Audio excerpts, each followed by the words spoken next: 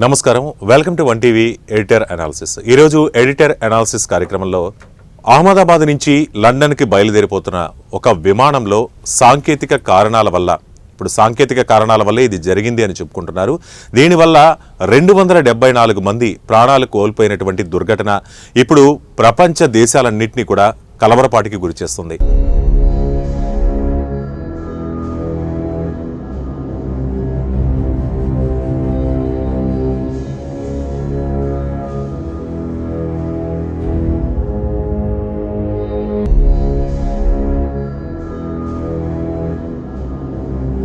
అసలు సామాన్యులు కానీ వివిధ రకాల కారణాల వల్ల విదేశాలకు కానీ అలాగే దేశంలో కూడా వివిధ ప్రాంతాలకి ప్రయాణాలు చేస్తుంటారు. అటువంటి వారు కూడా ఎప్పుడు ఎటువైపు నుంచి ఏ ప్రమాదాలు ఎటు ముంచుకొస్తాయో ఇప్పుడు విమాన ప్రయాణాల్లో సాంకేతిక లోపాలు ఎలా తలెత్తుతున్నాయి, అసలు విమాన ప్రయాణం అనేది ఎంతవరకు సేఫ్ అనే ఆలోచనలో కూడా పడ్డటువంటి పరిస్థితులు కనపడుతున్నాయి.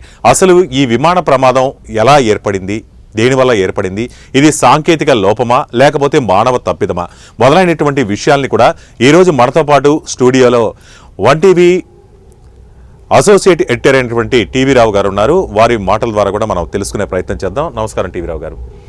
సార్, ఇప్పుడు అహ్మదాబాద్ నుంచి లండన్కి బయలుదేరినటువంటి విమాన ప్రమాదంలో 274 మంది ప్రాణాలు కోల్పోయినటువంటి పరిస్థితి. అసలు ఈ ప్రమాదానికి గల కారణం ఏమని మీరు భావిస్తున్నారు? ప్రమాదానికి సంబంధించిన కారణాలను అయితే ఇప్పటి వరకు డీజీసీఏ కానీ దీనికి సంబంధించి ఎన్ఐఏ కూడా రంగంలోకి దిగింది. మరి వీరంతా కూడా దర్యాప్తు ముమ్మరం చేశారు. ఇప్పటికైతే కనుక కాక్పిట్ వాయిస్ రికార్డర్, మరి దీంతో పాటుగా ఈ డీజీసీఏ ఇచ్చేటటువంటి ఇన్పుట్స్, అలాగే బ్లాక్ బాక్స్, వీటన్నిటినీ ఆధారంగా కొన్ని ఆధారాలు అయితే సేకరించారు. అయితే ప్రధానంగా ఈ పైలట్ అనేది సీట్లో కూర్చోబోయే ముందే మొత్తానికి సంబంధించినటువంటి ఏదైతే ఫ్లైట్ ఉంటుందో ఆ ఫ్లైట్కి సంబంధించినటువంటి సమాచారం, డేటా మొత్తం కూడా ముందుగా తీసుకువెళ్ళి ఆ పైలట్ చేతిలో పెడతారు.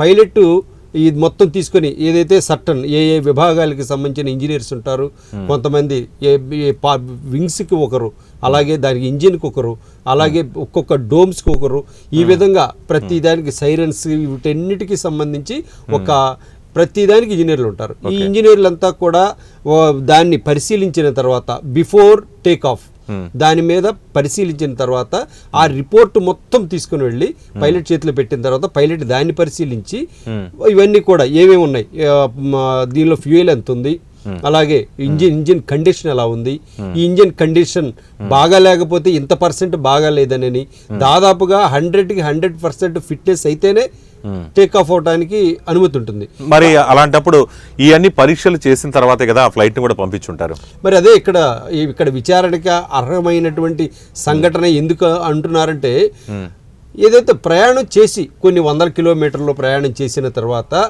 ఇటువంటి సమస్య తలెత్తినప్పుడు ఏదైతే రన్నింగ్లో ఏదైతే పాత ఫ్లైట్ అవటం వల్ల కానీ ఇతరత్ర కారణాల వల్ల రన్నింగ్లో సమస్య తలెత్తితే ఇది నిజంగా సాంకేతిక సమస్యగా పరిగణించవచ్చు. మొత్తం కూడా నిమిషం వ్యవధిలో టేక్ ఆఫ్ అయిన తర్వాత కేవలం నిమిషం వ్యవధిలో 57 సెకండ్ల వ్యవధిలో మొత్తం కూడా తగలబడి ఆల్రెడీ మృతులు సంభవించినటువంటి ఘటన మొత్తం కూడా పూర్తయిపోయింది. మరి ఈ సంఘటనకు సంబంధించి మొత్తం పరిశీలిస్తే ఇది ఏదైతే ఈ ఇంజనీర్స్ ఎవరైతే ఉన్నారో వీరిలో ఎవరో ఒకరు పొరపాటు చేసి ఉండాలి. అయితే కుట్రకోణం అనేది, ఎందుకంటే అది బయలుదేరిన 1 నిమిషం లోపే, అంటే ఒక విమానం అనేది బయలుదేరిన తర్వాత కొంత సమయం తర్వాత ఏదైనా సాంకేతిక సమస్యలు తలెత్తినా కానీ అంటే ఫస్ట్ బయలుదేరేటప్పుడు ఫిట్నెస్ గానే ఉంది అని మనం పరిగణించవచ్చు. కానీ ఇక్కడ బయలుదేరడానికి జస్ట్ 1 మినిట్ బిఫోర్ ఇలా జరిగింది కాబట్టి దీన్ని ఎలా చూద్దాం? అదే ఎంత స్థాయిలో ఈ దీంట్లో ఫ్లైట్ కండిషన్ ఎంత స్థాయిలో అనుమతించదగిన విధంగా ఉందనేటువంటిది మొత్తం కూడా పైలట్ కూడా ఆల్రెడీ 2 పైలట్ చేతిలో కూడా చార్ట్ పెట్టారు. ఫిట్నెస్ సర్టిఫికేట్ ఒక మాదిరిగా చెప్పాలంటే బయలుదేరడానికి ఫిట్నెస్ సర్టిఫికేట్ తీసుకున్న తర్వాత పైలట్స్ సంతకాలు చేస్తారు దాని మీద. ఇదే వీడు ఇచ్చినటువంటి రిపోర్ట్ మేము చూసాం, మేము అంగీకరిస్తున్నాం, ఇది సంతృప్తికరంగా ఉంది కాబట్టి మేము టేక్ ఆఫ్ అవుతున్నాం అనేటటువంటి దానికి సంబంధించి ఒక డిక్లరేషన్ కూడా వాళ్ళు ఇస్తారు. అవన్నీ అయిపోయిన తర్వాత ఫ్లైట్ టేక్ ఆఫ్ అవుతుంది. మరి టేక్ ఆఫ్ అయినటువంటి సందర్భంలో ఇంతకుముందు మనం చెప్పుకున్నట్టు ఏదో 100 కిలోమీటర్లు వెళ్ళడమో ఏదో కొన్ని గంటల పాటు ప్రయాణం చేయటము, దాదాపు ఢిల్లీ నుంచి అహ్మదాబాద్ నుంచి లండన్ దాదాపుగా 8 నుంచి 10 గంటల ప్రయాణం. ఈ ప్రయాణంలో కనీసం 2-3 గంటలు ప్రయాణం చేసిన తర్వాత ఏదైనా సాంకేతిక లోపం తలెత్తింది అనుకున్నప్పుడు ఏదైతే ఆ వింగ్స్ ఉంటాయి కదా, వింగ్స్ కింద ఇంజిన్లు బ్లోయర్స్ ఉంటాయి, వాటికి సంబంధించి అక్కడ ఏదైనా బర్డ్స్ కానీ ఏదైనా కూడా అటువైపు వచ్చినప్పుడు దానిలోకి వెళ్ళి ఏదైనా ఇరుక్కోవటమో చనిపోవటమో జరిగినప్పుడు ఎంతో కొంత ఇంజిన్ కి సంబంధించినటువంటి ఏదైతే సమస్య అనేది తలెత్తుతుంది. అయితే ఇంజిన్లకు తలెత్తినా ఒక ఇంజిన్ కి ప్రాబ్లం తలెత్తితే ఇంకొక ఇంజిన్ రెండు ఇంజిన్లు ఉంటాయి. ఇప్పుడు కొత్తగా వచ్చేటువంటి టెక్నాలజీతో థర్డ్ ఇంజిన్ కూడా అమర్చుకుంటున్నారు. అయితే ఒక ఇంజిన్ తో దానికి పవర్ పెంచేసి దాన్ని కూడా మామూలు యథావిధిగా కొనసాగిస్తారు. అయితే డీజీసీఏకి వెంటనే వీళ్ళు ఇచ్చే సమాచారం మేరకు తక్షణం ఏదైతే సమీపంలో ఏదైతే ఎయిర్పోర్ట్ ఉంటుందో ఆ ఎయిర్పోర్ట్ దగ్గర ల్యాండ్ అవుతుంది. ల్యాండ్ అయిన తర్వాత రిపేర్ సెక్షన్ కానీ ఏదైతే సాంకేతిక లోపాన్ని సరిదిద్దుకునే అవకాశం ఉంది. కానీ ఇక్కడ అసలు మిస్టరీగా ఉంది. ఏదైతే 242 మంది విత్ క్రూ తో జర్నీ చేస్తున్న అటువంటి ఫ్లైట్ లో ఒక్కరే బయటపడటం అనేటటువంటి ఒక సెన్సేషన్. అవును, అది మాట్లాడుకోవాలి. ఒక్కరే బయటపడ్డారు అంటున్నారు. ఆ ఒక్కరు కూడా 11A సీట్ అనేది ఆ సీటు తీసుకోవడం వల్ల అంటే సహజంగానే అదేదో మ్యాజిక్ సీట్గా ఇప్పుడు భావిస్తున్నారు 11A అనేది. అసలు 11A సీట్కి అంత ప్రత్యేకత ఏందంటారు? 11A సీట్ అంటే దానికి ప్రత్యేకత అంటూ ఏమీ లేదు. ఈ రోజున రమేష్ అనే అతను ఆ సీట్లో కూర్చొని ఏదైతే డోమ్ ఇరిగి పడిపోయినప్పుడు, ఫ్రంట్ డోమ్ ఇరిగి పడిపోయినప్పుడు ఆ డోమ్ కాస్త ఈ సీట్ ని కట్ చేయటం, సీట్ ఎగిరి అవతల పడటం, తగలబడటం, ఏదైతే మంటలైతే వెనక వైపు వచ్చాయి. ఇతను తగలబడింది ఏదైతే డోమ్ ఇరిగింది అయితే కనుక ఫ్రంట్ సైడ్ ఆ ఇరిగింది. దీని మీద ఇదైతే మనం వాస్తవం దానిలో నిజానిజాలను మనం నిర్ధారించలేం, కానీ ఇలా జరిగిందని చెప్తున్నారు. మరి దీనిలో కూడా ఏదైనా కుట్రకోణం ఉందా అనేటటువంటి దానికి సంబంధించి కూడా ఇప్పటికే అతన్ని కూడా విచారించడం జరిగింది. మరి దీనికి సంబంధించిన ఇన్పుట్స్ కూడా చాలా జాగ్రత్తగా ప్రతి key to key, cue to cue ఎక్కడ క్వశ్చన్ రైజ్ అవుతుందో అక్కడే సమాధానం రావాలి అనే విధంగా విచారణ సంస్థలు చాలా వేగవంతంగా దర్యాప్తు. అంటే మనం చూస్తుంటాం అనమాట, ఏదన్నా జరిగినప్పుడు అదృష్టవశాత్తు ప్రాణాలతో బయటపడినా ఇంకోటి జరిగినా కానీ దాన్ని మనం ఒక అదృష్టంగా కానీ ఏదో దైవశక్తి అని కానీ ఈ విధంగా భావిస్తుంటాం. కానీ 11A సీటుకి వచ్చేసరికి ఆ సీట్ మామూలుగా మనకు తెలిసినంత వరకు సాధారణంగా ఎవరు ఇష్టపడరట ఆ సీట్ సెలెక్ట్ చేసుకునేందుకు. కానీ అతను సెలెక్ట్ చేసుకోవడం, అతను మృత్యుంజయుడిగా బయటికి రావడం, ఇదంతా కూడా ఇప్పుడు సోషల్ మీడియా ఎక్కడ చూసినా కానీ 11A సీట్ గురించే ఈ చర్చ నడుస్తుంది. నిజంగా సాధారణంగా ఈ 11A సీట్ అనేటటువంటిది అవుట్ వ్యూ అనేది మనకు ఉండదు. అద్దం మామూలు ఫ్లైట్ లో అద్దాలు కనిపిస్తూ ఉంటాయి. కొంచెం ఏదైతే కొంతమంది కొత్తగా ప్రయాణం చేసేవారు కానీ లేదంటే అవుట్ వ్యూ చూస్తూ ఎంజాయ్ చేసేవాళ్ళు కాబట్టి కొన్ని వ్యూస్ చూడటానికి ఎంజాయ్ చేస్తుంటారు కొంతమంది. మరి అవన్నీ కూడా ఈ 11Aకి సంబంధించినటువంటి ప్రాంతానికి సంబంధించి అక్కడ విండ్ ఉండదు. అంటే ఆ సీటుకి సంబంధించి అద్దం కానీ ఏ గ్లాన్స్ కూడా మనకు కనిపించదట అటువైపు. అందుకని అక్కడ ఉండటానికి ఎవరు ఇష్టపడరు. కానీ ఏదో అక్కడ అదేదో ఎయిర్ కండిషనింగ్ వ్యవస్థ కూడా అక్కడే ఉంటుంది. ఎయిర్ కండిషన్ ఏసీలు కానీ వీటన్నిటిని కూడా మిషనరీ కానీ అందున కూడా 11వ నెంబర్ సీట్ అనేటప్పటికి పైలట్ అంటే ఫ్రంట్ డోర్ లో పైలట్ ఉండటం, ఆ శబ్దాలు కూడా తీవ్రంగా అటాక్ అయ్యేటువంటి అవకాశం ఉంటుంది. మరి అందుకని ఆ సీటుని ఎవరు కూడా ఎంచుకునేటువంటి సాహసం చేయరు, ఇష్టపడరు. అయితే బై లక్ ఇతనికి ఏదన్నా ఫ్లైట్ టికెట్ అందకపోవడం వల్ల అదే అడ్జస్ట్ అవ్వాల్సి వచ్చిందో మరి దానిలోనే మరి అతను తమ్ముడు కూడా దానిలోనే ప్రయాణం చేస్తున్నాడు. కానీ ఇతను మాత్రం ప్రాణాలు ఇది వండర్స్ లో వండర్ అంతే. ఇది అది ఇట్లా ఎప్పటికీ జరగదు. ఎందుకంటే 242 మంది సజీవ దహనమైన అంటే మొత్తం 242 మందిలో 241 మంది సజీవ దహనమైనటువంటి పరిస్థితుల్లో ఇతను ఒక్కడే బతికి ఎందులో ఫ్లైట్లో నుంచి కింద పడటం అంటే ఇంతకుముందు మన హైదరాబాద్లో కూడా బోయినపల్లిలో ఒక యుద్ధ విమానం ఇది మామూలుగా ఇవి ట్రయల్స్ జరిగాయి విమానాలకి సంబంధించి ఎయిర్ షోలో జరిగినప్పుడు కూడా ఇటువంటిదే ఒక ఎయిర్ షోలో ఒక ఫ్లైట్ అదుపు తప్పి ఇంటిపైన ఉన్న బోయినపల్లిలో ఒక బిల్డింగ్ మీద ఉన్నటువంటి వాటర్ ట్యాంక్ని ఢీకొంది. ఆ ఫ్లైట్ వచ్చేటప్పుడు ఆ దానిలో ఉన్నటువంటి పైలట్ ఏం చేశాడు, దూకితే ఏమైందంటే అప్పుడు నేను వేరే సంస్థ జెమినీ టీవీలో పనిచేస్తున్నా. ఆ టైంలో ఆ ఫ్లైట్లో ఉన్నట్టు పైలట్ దూకితే ఛిద్రం అయిపోయింది బాడీ. ఏ పార్ట్ కా పార్ట్ ఆ వేగానికి బాడీ నేలకి టచ్ అయితే ఇలా ఈడ్చుకుంటూ అంత దూరం వెళ్ళిపోయింది, ఛిద్రం అయిపోయింది. మరి ఇతను అలా ఉండటం మనిషి ఎలా ఏదో చిన్న చిన్న అతను ల్యాండ్ అయిన తర్వాత విరిగిపోయింది కాబట్టి ఆ ల్యాండ్ నుంచి పడి ల్యాండ్ అయిన అతను ఆకాశం నుంచి ఆ వేగంతో పడ్డాడు. 625 అడుగులు ఎత్తులోనే ఉంది. ఓకే, మరి ఆ హైట్ నుంచి అది కంట్రోల్ కోల్పోయింది. కంట్రోల్ కోల్పోయినటువంటి విమానం ఏకంగా అలానే ల్యాండ్ పడిపోయింది. దానిలో కూడా ఇప్పుడు కాక్పిట్ రికార్డర్ కూడా బయటకు వచ్చింది. మేడే అనేది వాళ్ళ కోడ్ అది. మరి అది దాంతో పాటుగా పడిపోతున్నాం అనేటటువంటి ఇప్పుడు పైలట్లు కూడా మేడే సిగ్నల్ అనేది ఏటీసీకి అందించారట. కానీ ఏటీసీ అనేది దగ్గర నుంచి రిప్లై వచ్చేలోపే ఈ మొత్తం జరిగిపోయింది అంటున్నారు. మరి ఏటీసీ ఏం చెప్తుంది దీని గురించి? ఏటీసీ రిప్లై ఇచ్చే లోపే మీరు అన్నట్టు రిప్లై ఇచ్చే లోపే మొత్తం జరిగింది 5 సెకండ్లే. 5 సెకండ్లు ఫ్లైట్ ఎగిరింది. ఎగిరిన తర్వాత ఇంజిన్ స్టక్ అయిపోయింది. అదే నిమిషం వ్యవధిలో కాబట్టి నో పవర్. ఏ ఇంజిన్ స్టక్ అయిపోయిన నేపథ్యంలో రెండో ఇంజిన్ కూడా యాక్టివేట్ కావాలి, అది జరగలేదు. కింద జరిగినటువంటి చక్రాలు ఉంటాయి కదా, వీల్స్, ఆ వీల్స్ కూడా క్లోజ్ కాలేదు. మరి ఇటువంటి పరిస్థితుల్లో జరిగినటువంటి భయానకమైన సిచ్యువేషన్ మొత్తం కూడా పైలట్ కి కళ్ళ ముందుంది. ఆయన కేకలు పెడుతున్నటువంటి విధానమే దానిలో క్లియర్ గా కనిపించింది. కానీ అతను పడిపోతుంది, దీనికి సొల్యూషన్ ఏంటి అని అడిగే లోపే పడిపోయింది. ఇక్కడ వాళ్ళు ఇంటూనే ఉన్నారు. సమస్య ఏంటో వాళ్ళు ఆలోచించి రెక్టిఫై చేసుకునేటటువంటి సమయం కూడా లేదు. కేవలం 5 సెకండ్ల వాయిస్ మాత్రమే దీనిలో రికార్డ్ అయింది. 5 సెకండ్లు అంటే 5 సెకండ్ల వ్యవధిలోనే ఆయన అలర్ట్ చేయడం జరిగింది ఏటీసీని, ఎయిర్ ట్రాఫిక్ కంట్రోల్. దీనికి సంబంధించి వీళ్ళు కూడా డీజీసీఏ కూడా ఇంటిమేట్ చేయాలి. అసలు ఆ సమయం కూడా లేదు. 5 సెకండ్ల వ్యవధిలో మొత్తం కూడా దీంట్లో.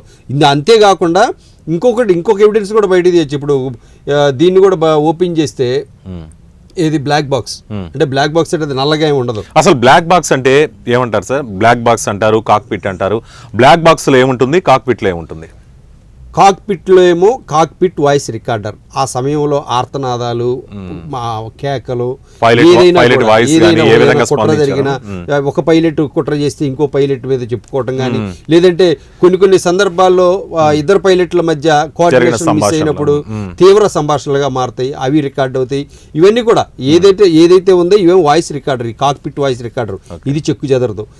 అంతేకాకుండా బ్లాక్ బాక్స్ అది చాలా కీలకమైంది. ఆ బ్లాక్ బాక్స్ ఏంటంటే అసలు ఫ్లైట్ వెయిట్ ఎంత ఉంది, ఫ్లైట్ ఫోర్స్ ఎంత ఫోర్స్తో పైకి వెళ్తుంది. ఇప్పుడు మనం శాటిలైట్స్ ఇవన్నీ చూస్తుంటాం, ఉపగ్రహాలను ఆకాశంలో వదిలేటప్పుడు మన శ్రీహరికోట కింద బ్లాక్ బాక్స్ మీదే మొత్తం ఈ విచారణ గాని మొత్తం అసలు విషయాలు గాని అన్ని బయటపడే అవకాశాలు ఉన్నాయి. అసలు ఏవి ఎలా పనిచేస్తున్నాయి, ఏదైతే ఫ్లైట్ టేక్ ఆఫ్ అయ్యేటటువంటి సందర్భంలో మొత్తం అది ఒక గుండికాయ లాంటిది. అంటే ఇంజిన్ అయితే కాదు కానీ దాని చరిత్ర మొత్తం కూడా ఆ flight at the time of take off ఆ టైంలో అసలు దాని సిచ్యువేషన్ ఎలా ఉంది, ఏంటంటే ఇప్పుడు యాక్సిడెంట్ ఎలా జరిగిందనే దాని గురించి కళ్ళకు కనపడేది అదంతా, అది వేరు.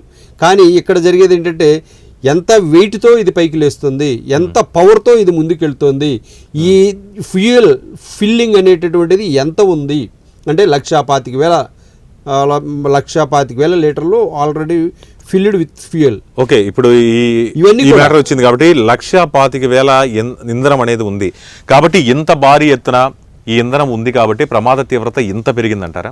అంటే మంటలు చెలరేగడం కానీ క్షణాల్లో కాలి బూడిదైపోయినటువంటి జరిగినప్పుడు అక్కడ మొదట ఫ్లైట్ ఎగరాలంటే కావాల్సింది ఇంధనం. ఆ ఇంధనం కావాలి, అది నింపుకోవాల్సి. అందులో ఇది 1000 కిలోమీటర్ల ప్రయాణం చేసే అది విమానం.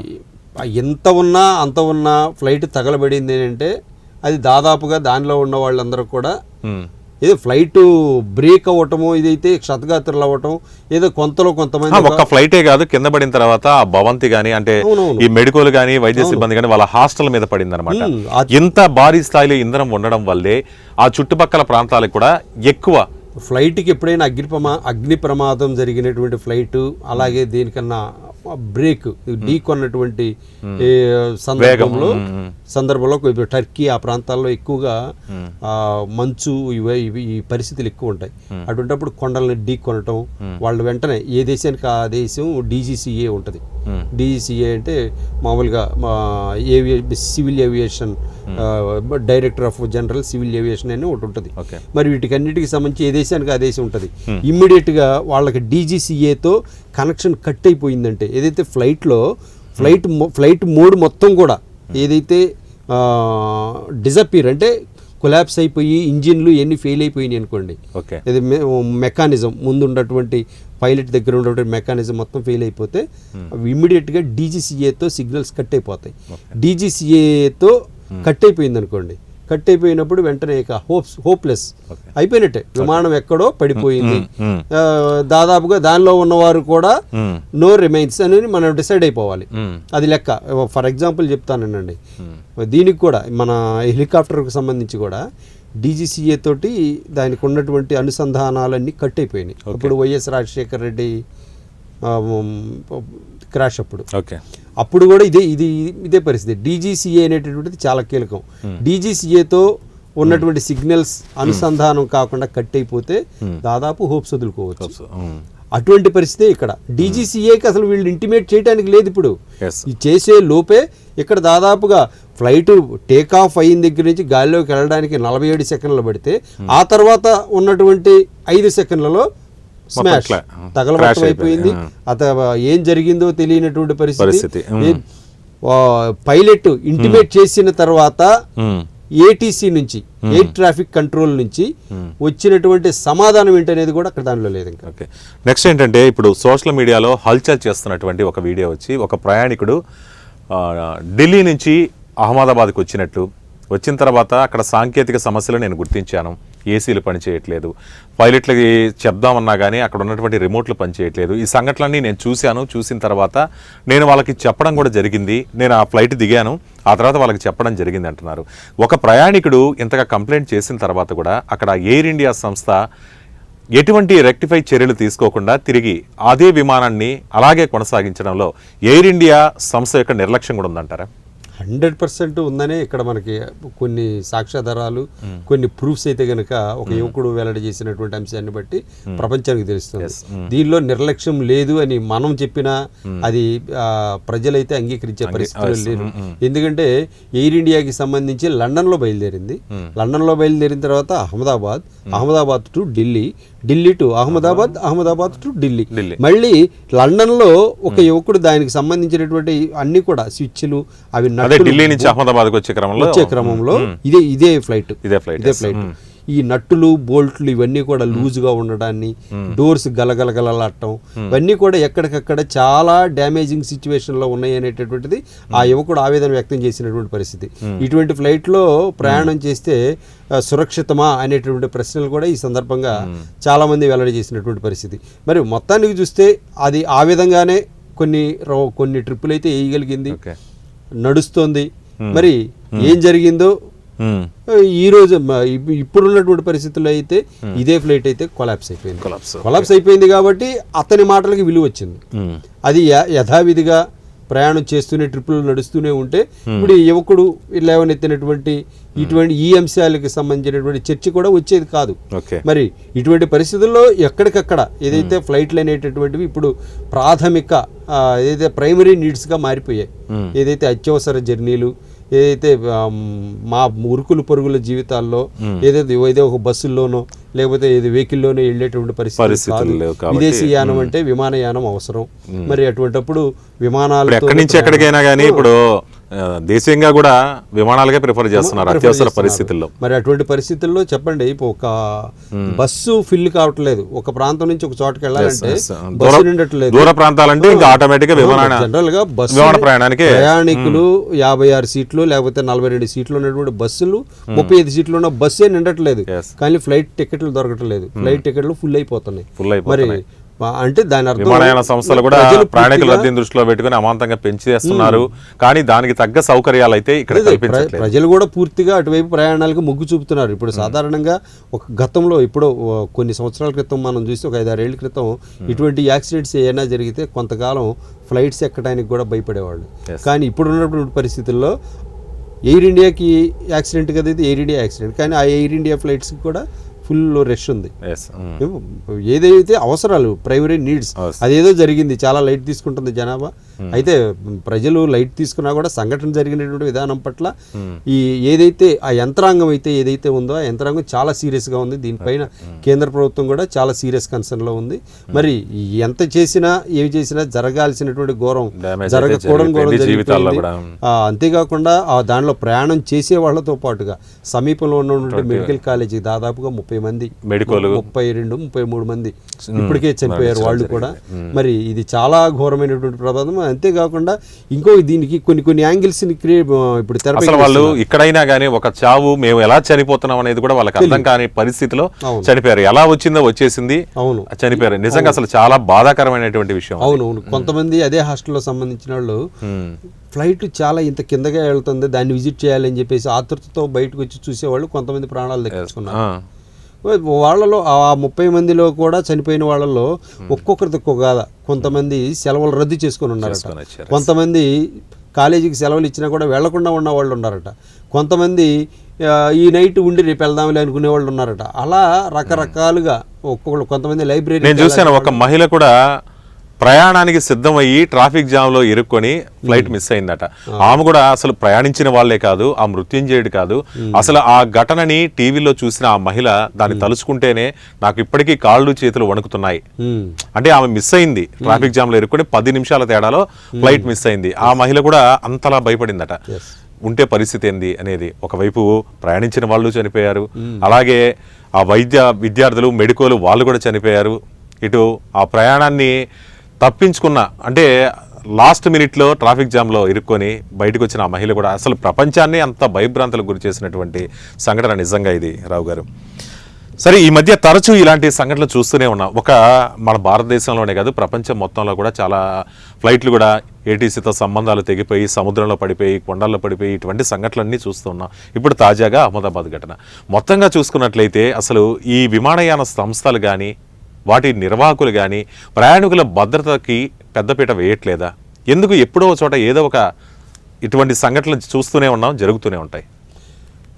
ఈ సంస్థలు ఒకదానిపైన ఒక సంస్థ ఎయిర్ జెట్ అని, ఇండియా అని, ఇండిగోలని ఇవి చాలా ఉన్నాయి. వీటన్నీ కూడా ఏం చేస్తాయంటే ఒకరికి మించి ఒకరు ఇది వీటికి సంబంధించి ఇంకా పోస్ట్గా ఉండటానికి బిజినెస్ ఫ్లైట్స్ అని ఇట్లా రకరకాలుగా ఫెసిలిటీస్ అయితే చేస్తున్నారు. కానీ ఆ క్లాసెస్ ఉంటాయి కదా, బిజినెస్ క్లాస్, ఈ క్లాసెస్కి సంబంధించినవి లో క్లాస్ ఉన్న వాటిని లో క్లాస్గా చూపించే ప్రయత్నాలు చేస్తున్నాయి యాజమాన్యాలు. లో క్లాస్గా చూపించడం అని అంటే ఇప్పుడు ఇవి లో క్లాస్ అయితేనే హై క్లాస్కి వెళ్తారు, ప్రైవేట్ సంస్థలకు లాభాలు వస్తాయి. మరి ఈ క్రమంలో ఇక్కడ ఉన్న వాటిని అంతర్గతంగా లో క్లాస్ చూపిస్తే ఓకే ఇది, కానీ అది కాస్త పైన నట్టు లూజ్ అయినప్పుడు బయట నట్టు లూజ్ కాకుండా ఉంటుందా? ఇటువంటివన్నీ కూడా ఏదైతే దానిపైన ఎంత కాదన్నా నిర్లక్ష్యం అనేది ఉంటుంది. కానీ ఈ ఇంజనీర్లు ఇచ్చినటువంటి దానికి సంబంధించి కూడా అది పైలట్లు కూడా చాలా సీనియర్స్, 8,000కు పైగా సబర్వాల్ అయితే 8,000కు పైగా కిలోమీటర్లు, 8,000 గంటలు నడిపినటువంటి అనుభవం, వీళ్ళ అనుభవాన్ని, వీళ్ళ ఎక్స్పీరియన్స్ని, వీళ్ళ కెపాసిటీని గంటలో లెక్కిస్తారు. మరి ఇవన్నిటికి సంబంధించి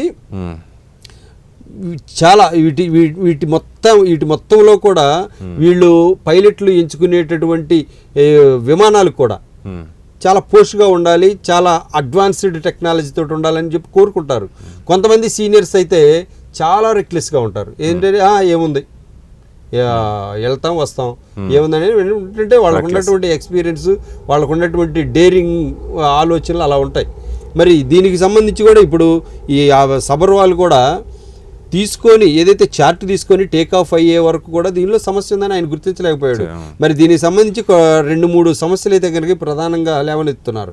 ఏంటంటే దీనికి సంబంధించి ఎవరైనా కూడా ఎప్పుడూ లేని విధంగా ఎన్నో వందల ఫ్లైట్లు అక్కడి నుంచి ఎగురుతూ ఉంటాయి, టేక్ ఆఫ్ అవుతూ ఉంటాయి. కానీ ఇది లేచిన దగ్గర నుంచి తగలబడే వరకు వీడియో తీసింది ఎవరు ఒకటి, వీడియో తీసింది ఎవరు ఇంకొకటి ఉంది. మరి ఇందులో ఇంతవరకు ఏదైతే కేవలం నిమిషాల వ్యవధిలో ఏంటంటే మనం అనుకున్నట్టు ఈ చార్ట్ ప్రిపేర్ చేసినప్పుడు ఎటువంటి సమస్య లేదన్నారు. ఉమ్. సమస్య లేదనేటప్పుడు నిమిషానికి సమస్య ఉంటేనే కదా ఇంజిన్ ప్రమాదం జరిగింది. మరి ఇదొక ఆలోచన. మరి దీనికి సంబంధించి ఏ డిపార్ట్మెంటు కోఆర్డినేట్ చేసిన డిపార్ట్మెంటుకి సంబంధించి ఏటీసీ దగ్గర నుంచి కానీ ఇంజనీరింగ్ సిస్టమ్ దగ్గర నుంచి కానీ వీరందరూ కూడా తీసుకున్నటువంటి ఇన్ఫర్మేషన్ ఎలా ఉంది, ఇన్పుట్స్కి సంబంధించి ఏమి దానిపైన ఫైనల్గా ఎట్లా అనలైజ్ చేశారు, ఫ్లైట్ని ఎట్లా రిలీజ్ చేశారు, ఏదైతే ఫ్లైట్ ఎయిర్ కావడానికి అనుమతి ఇచ్చింది ఎవరు, అనుమతి ఇచ్చినప్పుడు అతని దగ్గర ఉన్నటువంటి డేటా ఏంటి. ఇప్పుడు ఈ బాక్స్ ఏదైతే బ్లాక్ బాక్స్ అంటే బ్లాక్ బాక్స్ అంటే బ్లాక్ కలర్లో ఉండదు, రెడ్ కలర్లో ఉంటుంది. అది ఆ బాక్స్ అనేటటువంటిది వచ్చిన తర్వాత అసలు ఫ్లైట్లో ఉన్నటువంటి లోపాలేంటి, మెరిట్స్ ఏంటి, డిమెరిట్స్ ఏంటి అనేటటువంటిది దానిలోనే మనకి స్పష్టంగా తెలియపరుస్తారు. మరి దీనిపైన కూడా కొంత రీసెర్చ్ జరగాల్సి ఉంది. ఇక మొత్తం కూడా అయిపోయింది, సంఘటన అయితే ముగిసింది, విచారణ తీవ్రంగా జరుగుతుంది. ముగిసినా కానీ ఇప్పుడు ఎయిర్ ఇండియా సంస్థ ప్రయాణికులకు ₹1,00,00,000 పరిహారం అంటూ ప్రకటించింది. మరి ఈ ₹1,00,00,000 పరిహారంతో చనిపోయిన ఆ కుటుంబాలు ఊరట చెందుతాయంటారా? అసలు మనం దాన్ని ప్రస్తావించడం అనవసరం. ఎందుకంటే మనిషి పోయిన తర్వాత ₹1,00,00,000 విలువేం కాదు, మనిషిని డబ్బుతో వెలకట్టలేము. అందులో దాదాపు అక్కడ చాలా చాలా పెద్ద పెద్ద వ్యాపారవేత్తలు ఉన్నారు, వాళ్ళకి ₹1,00,00,000 అనేది నథింగ్. ఫారినర్స్ అన్నారు. ఇక్కడ ఎక్స్గ్రేషియా ప్రభుత్వం ₹1,00,00,000 ఇచ్చినా వాళ్ళు ₹1,00,00,000 ఇచ్చినా ఇంకో ₹10,00,00,000 ఇచ్చినా అది కాదు. కానీ విలువైనటువంటి వ్యక్తులు ఎవరు, ఉప ముఖ్యమంత్రి విజయ్ రూపాని వీళ్ళందరూ కూడా ఉన్నారు. గుజరాత్ కి 2 సార్లు ముఖ్యమంత్రిగా పనిచేసిన వ్యక్తి కూడా. ఇంతటి ఘోర ప్రమాదం జరిగిన సందర్భంలో అన్ని ఊరటగా ప్రకటిస్తాయే కానీ మరి ఈ రెక్టిఫికేషన్ అనేటటువంటిది వ్యవస్థ మొత్తం కూడా ప్రక్షాళన కావాల్సి ఉంది. దీనికి సంబంధించి పూర్తిగా ప్రైవేటు యాజమాన్యాల చేతుల్లో ఈ ఏవియేషన్ సంస్థలన్నీ కూడా ఉండడం, ఏవియేషన్కి సంబంధించినటువంటి సంస్థలు, ప్రభుత్వం కూడా దీనిలో చొరవ తీసుకుని ఎప్పటికప్పుడు ఏదైతే ఇప్పుడు మనం వెహికల్స్ ఉన్నాయి కదా, వెహికల్స్కి పాస్ సర్టిఫికెట్లు ఇస్తాం, బ్రేక్ సర్టిఫికెట్లు ఇవన్నీ ఇస్తున్నట్టుగా వీటికి కూడా గవర్నమెంట్ ఇన్వాల్వ్ అయిపోయి దీనిలో చేస్తే కొంతవరకు ఇటువంటి ప్రమాదాలు వీరంతా ఏం చేస్తారంటే ఆకాశంలోకి వెళ్ళేటటువంటి ఫ్లైట్ ఇది చాలా జాగ్రత్తగా తీసుకోవాలి కాబట్టి ₹100 కోట్ల తయారైనటువంటి మా విమానయానానికి సంబంధించి చాలా జాగ్రత్తలు తీసుకుంటారు. ముందు ఇంజనీరింగ్ ఇవన్నీ ఉంటాయి కదా అని చెప్పేసి ప్రభుత్వం కూడా ఏం పట్టించుకోదు. కానీ ఈ యొక్క నిర్లక్ష్యం ముసుగులో ఇదంతా జరిగింది. ఎందుకంటే ఖచ్చితంగా దీనిలో యాంత్రికంగా ఏదైతే మొత్తం ఏదో డ్యామేజ్ అయితే జరిగింది, ఇంజిన్లో కానీ సాంకేతిక వ్యవస్థలో కానీ ఖచ్చితంగా జరిగింది. లేదంటే నిమిషం వ్యవధిలో జరిగిందంటే ఎక్కడో పెద్ద సమస్య అనేది డిపార్ట్మెంట్ లో ఎక్కడో ఒక చోట లోపల జరిగింది, అసలు ఏమీ జరగలేదు. లేదంటే కనిపించని పెద్ద కుట్రన్నా జరిగి ఉండాలి. మరి చూడాలి ఏ విధంగా చూస్తారు ఏమనేది. సరే, చివరిగా ఒక ఆసక్తికరమైనటువంటి విషయం అయితే మనం మీకు చెప్పాలనుకుంటున్నాను. ఏంటంటే విజయ్ రూపాని కర్ణాటకకి 2 సార్లు ముఖ్యమంత్రిగా పనిచేసినటువంటి వ్యక్తి చనిపోయారట. ఆయనకి ఒక సెంటిమెంట్ ఉందట. 1206 అనే నెంబర్ని తన వెహికల్స్కి కానీ వాటికి వీటికి అన్నీ అదే తీసుకుంటాడట. కానీ నిన్న అది కాకతాళీయమో యాదృచ్ఛికమేమో తెలియదు కానీ 1206 అంటే 12వ తారీఖు, జూన్ 12వ తారీఖే ఈ ప్రమాదం జరిగింది. ఆ రోజే ఆయన చనిపోవడం కూడా ఈ విధంగా జరిగింది అనేది సోషల్ మీడియాలో ఇప్పుడు చక్కర్లు కొడుతుంది.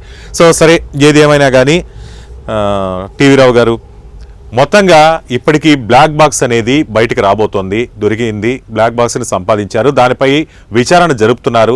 బ్లాక్ బాక్స్ ఓపెన్ అయితేనే దీనికి సంబంధించి అసలు నిజానిజాలేంటి, సాంకేతికంగా లోపం ఏర్పడిందా, లేకపోతే నిర్లక్ష్యమా, లేకపోతే ఇంకోటి ఏదైనా కుట్రకోణమా, ఇటువంటి విషయాలన్నీ కూడా ఇప్పటికే దానికి సంబంధించినటువంటి అధికారులు విచారణ జరుపుతున్నారు.